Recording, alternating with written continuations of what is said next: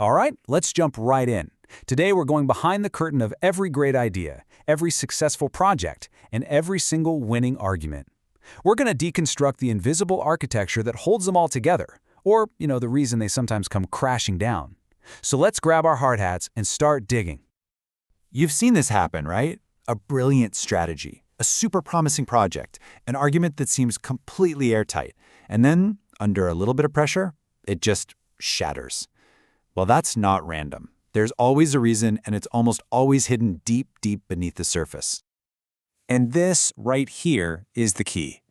We have to stop thinking about ideas as just these random sparks of inspiration and start seeing them for what they are. They're buildings.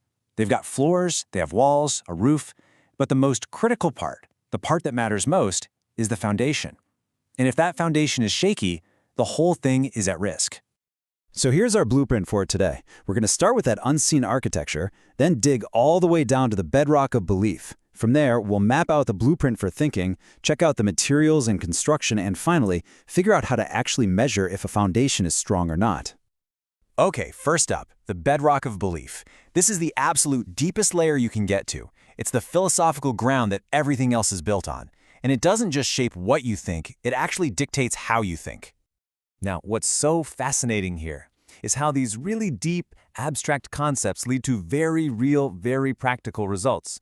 Your worldview? That's the filter you see everything through, and it creates your default stance. Are you aggressive or defensive by nature? Metaphysics, which sounds complicated, but it's really just your core belief about cause and effect. That determines how you interpret failure, and that in turn decides your sense of agency, your actual belief that you can change things. And finally, your key beliefs? They're the tiebreakers in tough calls, and over time, that's what forges your unique brand character. And if you dig all the way to the bottom of this bedrock, you're going to hit axioms. These are your non-negotiables. They're the truths you accept as self-evident, and they're so important because they stop you from going down that endless rabbit hole of why. An axiom is where the conversation ends and the work begins. It creates the agreed reality your team needs to actually get stuff done.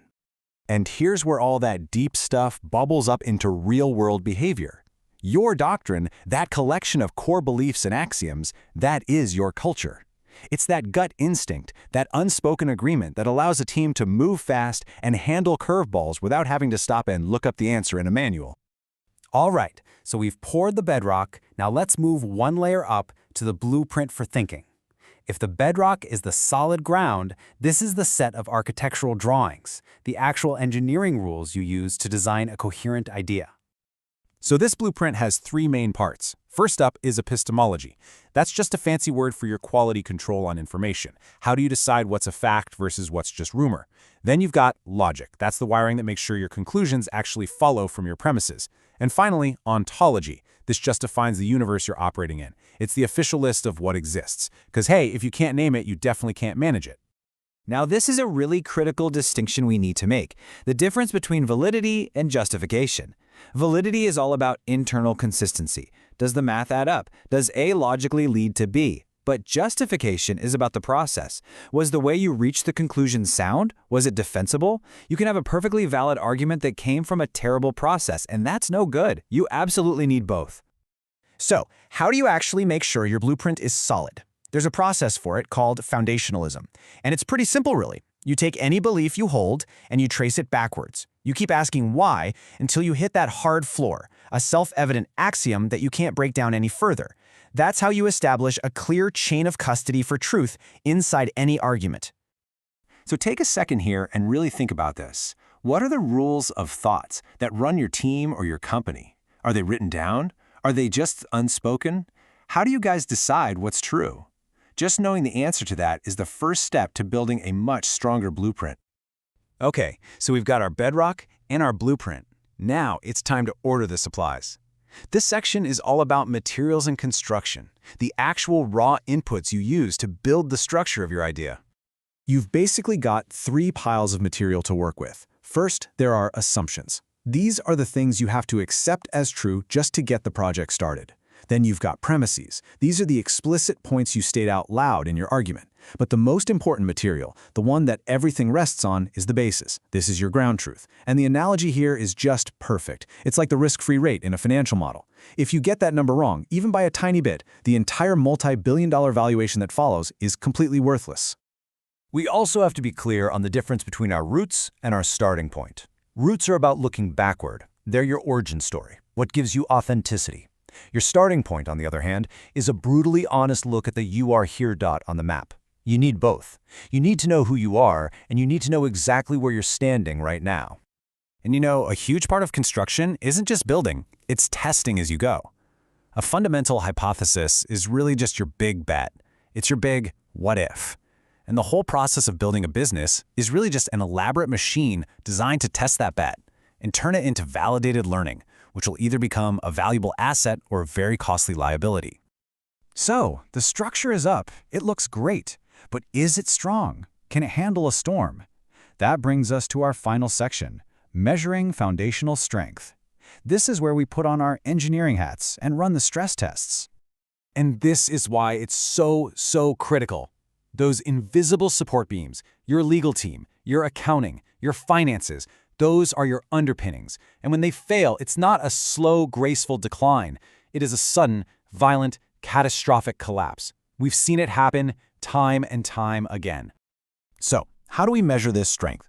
We look at two main metrics. First is quality. This measures the integrity of your raw materials, your data, your assumptions. High quality gives you resilience against those totally unexpected black swan events. The second metric is yield. This measures stability under pressure. A high yield gives you a big safety factor, meaning you can absorb shocks without breaking. You'll find that the strongest foundations often have what's called a nutshell idea right at the center. You can think of this as the DNA of your entire strategy. It's a simple core concept, like a fractal seed, that can be copied and scaled over and over again. It's what ensures your idea stays coherent, even as it grows to be massively complex. But what happens if you run the tests and you find a fatal flaw? What if the foundation is cracked? Well, sometimes a patch job just won't cut it. Sometimes you need to call on the demolition crew.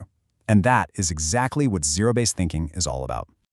Now, this process is radical, but it is incredibly powerful. You just mentally wipe the entire slate clean. Forget all the sunk costs, forget all the past decisions, and then you ask one brutally honest question. Knowing what we know today, if we were starting from scratch, would we build it this way? And if the answer is no, well, then you have your answer. It frees you from the weight of the past so you can build for the future. So let's bring this all home. The single most crucial point is this. We all get dazzled by the complex, shiny parts of an idea. The clever marketing, the cool features. But the real strength, the thing that determines whether it will endure or crumble, is hidden underground. It's all about the integrity of those unseen layers. And that leaves us with one final vital question I want you to ask yourself. Go look at the architecture of your own projects, your career, your core beliefs, and find the one thing you're taking for granted.